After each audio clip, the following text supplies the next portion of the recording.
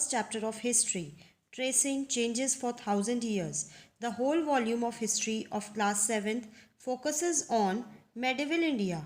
So our idea should be transition, how that occurred from ancient India to medieval India.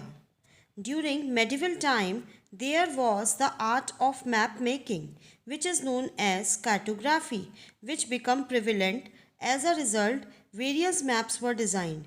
One of the famous maps were given by Al-Idrisi. He was an Arab geographer.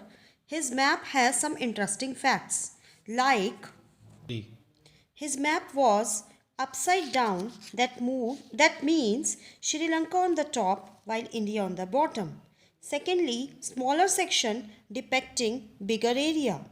Another advantage was that no imaginary text used, rather than he was trying the real physical geography of the region. Another French geographer was Guillaume de Ismail. He gave Atlas Nubia that talked about countries of Europe and later talked about newly discovered America. So all these maps talked about the regions of India and Indian subcontinent. By this, they wanted to show the economic and social condition of the region, and therefore it becomes easier for the invaders to come over the country. So this map making led the idea about the region they can easily come across India. For example, French geographer, the map given that time around 1720 mentioned Kannauj and Uttar Pradesh.